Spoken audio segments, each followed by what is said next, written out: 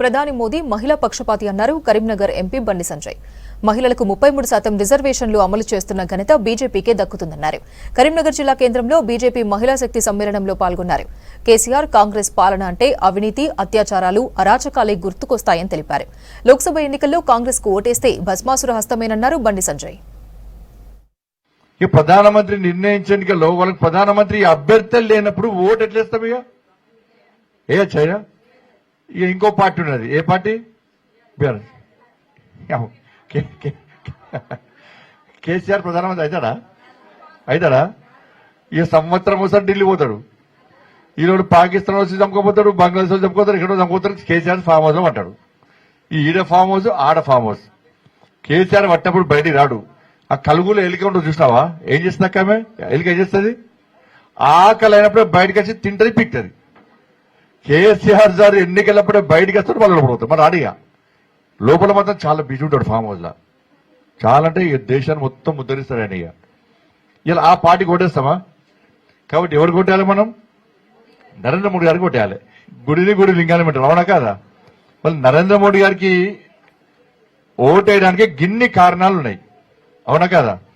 ఇలా కాంగ్రెస్ వాళ్ళకు ఓటేయడానికి, BRS party వాళ్ళకు ఓటేయడానికి ఒక్క కారణం కూడా లేదు. ఎందుకంటే ఏం చేయలేదు కాబట్టి. నరేంద్ర మోడీ గారు ఇలా ఒక ఛాయంకునే వ్యక్తి. పేదోళ్ళ కష్టాలు తెలుసు, వాళ్ళ అమ్మఒడ్డ కష్టాలు తెలుసు.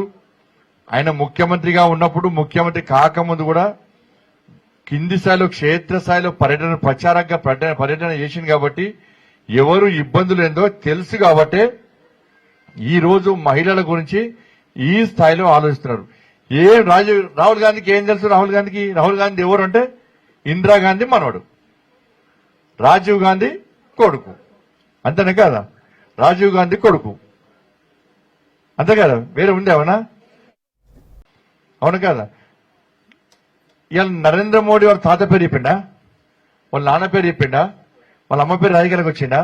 కింది స్థాయిలో ప్రచారంగా ఉండి అంత దేశం మొత్తం ఎక్కడ పార్టీ ఆయన ఆర్ఎస్ఎస్ ఎక్కడ తిరుగుమంటే అక్కడ ధర్మ ప్రచారం నిర్వహించి పేదోళ్ళం కలిసి ఆయన జీవితం మొత్తం దేశం కోసమే అర్పించే ప్రయత్నం చేసింది కాబట్టి, ఈ దేశం కోసం త్యాగం చేయడానికి సిద్ధమైంది కాబట్టి ఇవాళ ఈ దేశ ప్రజలే నా కుటుంబం, ఈ దేశమే నా కుటుంబం, దేశ ప్రజలే నా కుటుంబ సభ్యులను భావించింది కాబట్టి ఆ కష్టాలు తెలుసు కాబట్టి ఈ కష్టాల నుంచి ప్రజలను గట్టెక్కించాలి.